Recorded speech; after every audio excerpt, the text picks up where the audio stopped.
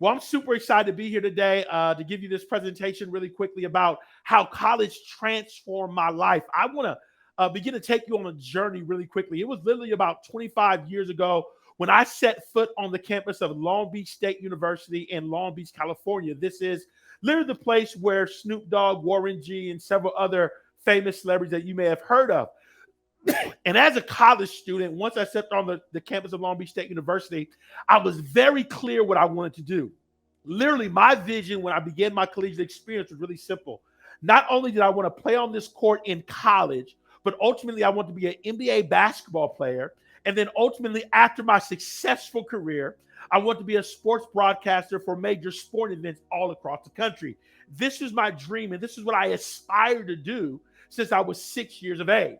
And so I remember this first year of college, and I drove from Northern California all the way down to Los Angeles, California. My parents dropped me off, and I had 3 months before it was tryouts. And the reason why I went to Long Beach State University is because the basketball coach said once I try out for the team, I was going to make the team. It was one of those things before you get there that they tell you you're going to make the team.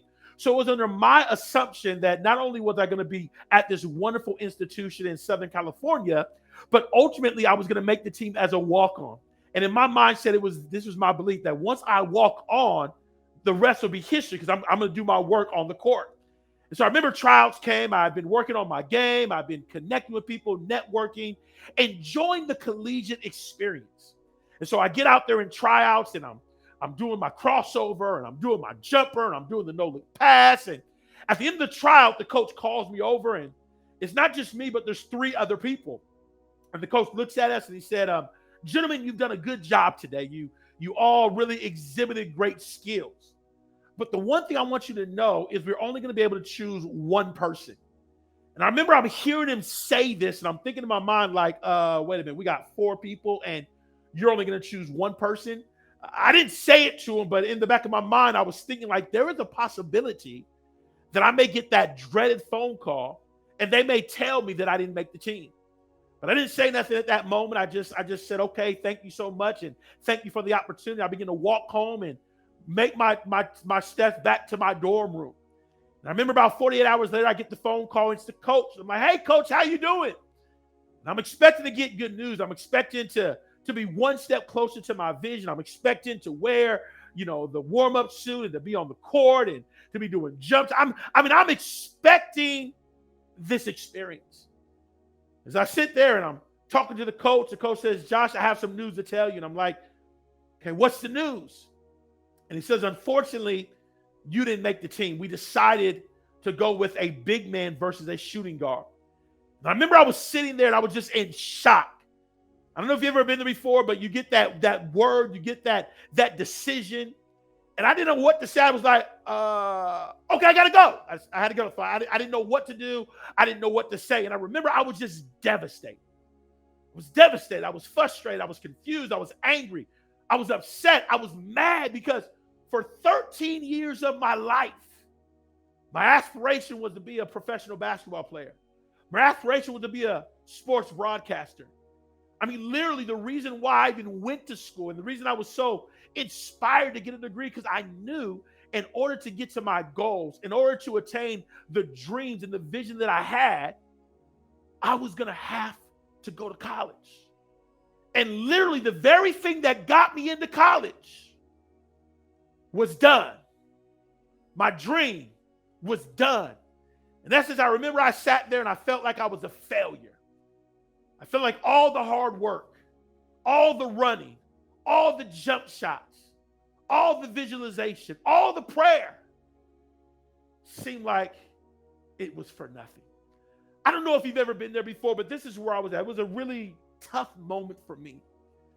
But I remember I heard a speaker throughout my life that once said that rejection is direction to something better. In essence, I remember this quote very clearly because what it taught me in life is that sometimes doors close because there's something better. Now, I'm going to be honest with you. At this point, I didn't see nothing better. I was like, nah, ain't nothing better. There's no other dream. There's no other door. There's no other career. I mean, I was upset. But I want to share this word of wisdom with you.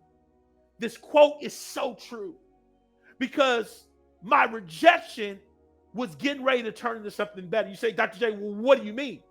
Well, what I mean by that is when I remember that quote and I believe that quote and I embraced that quote, I decided I was going to embrace the collegiate experience.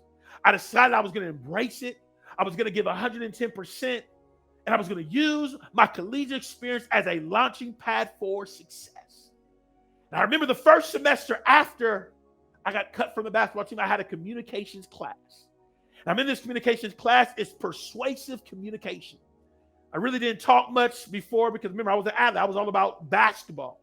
But I get in this class and I'm giving this presentation and the first like, yeah, go. And I'm just like, and I'm just speaking. I'm just articulating. And I get an A in the class. And the A was cool. But I want to be honest with you, the A wasn't the most important thing. The most important thing is I discovered a gift. I discovered a talent. I discovered something that I did well. And because I did well, because I liked it, I decided I was going to take another communications class. This next one was debate and argumentation. I had to go in this class, I had to debate.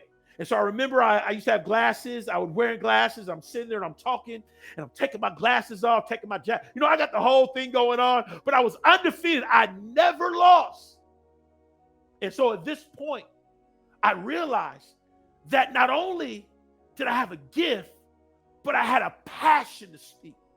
And so from that moment, I was part of a campus organization called Impact.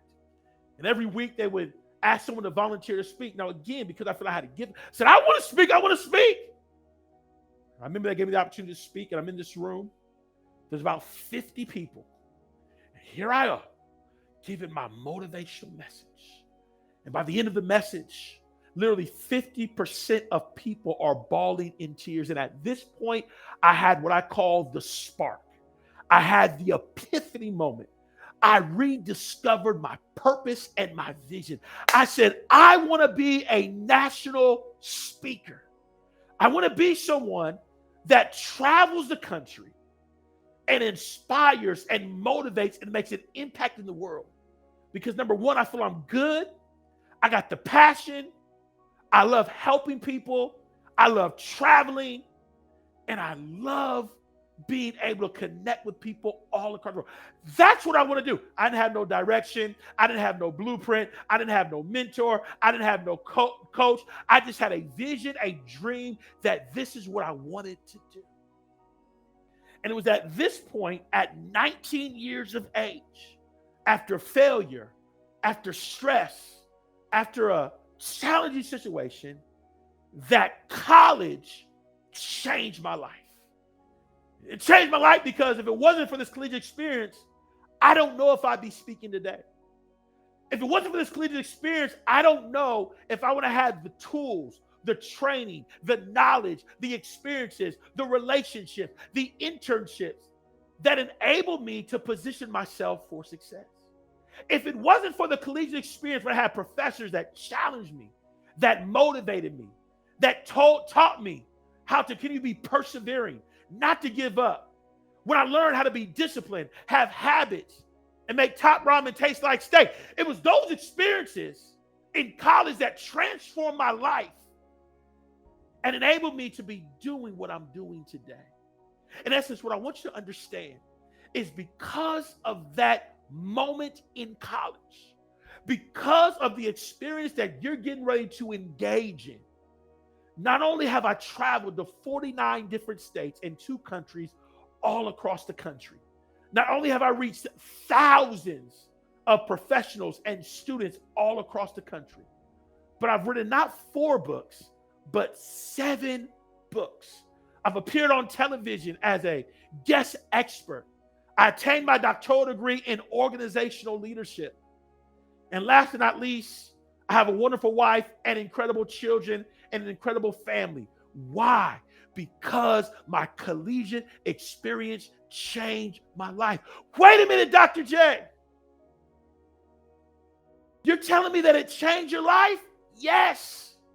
Because if I didn't engage in college, if I didn't have the experiences, if I didn't have the lessons, if I didn't learn how to have time management, how to be disciplined, how to stay focused, and focus on graduating when there are so many other distractions, I don't know if I'd be here today. That's since Long Beach State is special because that's where I attended college my first year, like many of you. That's the place where my life changed forever. And as you get ready to embrace this moment of college, as you get ready to embrace one of the greatest experiences, I believe, of a person's life, I want to challenge you to do 5 things. Number 1, embrace the experience. Embrace college. Embrace it. Receive it. Lean into everything that is available to you. Number 2, don't give 80%. Don't give 75%. Give 110%. Take your classes seriously. Take advantage of the opportunities to get involved. Take advantage of the opportunities to tap into the resources that are available to you. Number 3, finish the race. Finish the race. I'm going to be honest with you. There's going to be moments you're going to want to give up. There's going to be moments it's going to get tough. There's going to be moments where you're going to sit there and say, I have no idea how this is going to work out. Finish the race.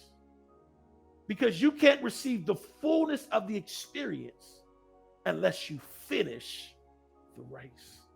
Number 4, maximize your collegiate experience. Don't just go to class, get involved. Talk to people, build relationships. When there's opportunities to go to conferences, watch this, where the school pays for you to go for free. I'm going to say it again. I want you to, there are conferences where the school pays for you. Yes.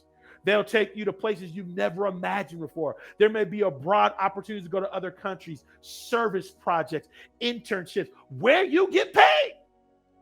This is available for the college students.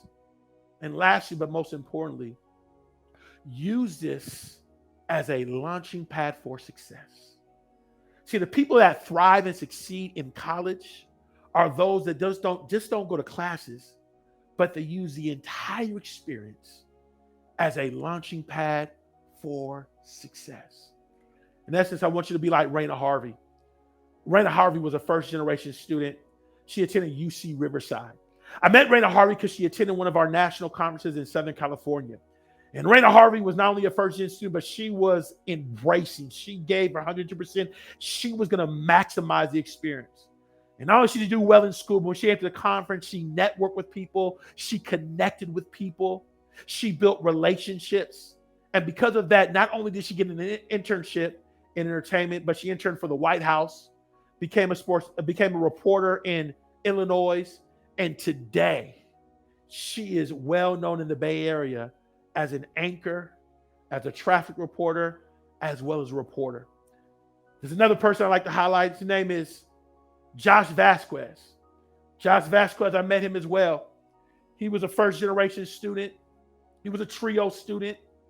He had aspiration. He had a positive attitude. He did well in school, but he maximized it. He connected. He networked. He took advantage of the opportunities that were available in school. So now Josh Vasquez not only is living the dream, not only began a career, left LA to go to New York to start his career, but now he's an executive at Amazon that's doing really well because he embraced his collegiate experience. Then my last person is Nikita. Nikita, she's another first-gen student. She's another one that I met that embraced the collegiate experience, networked, built relationships.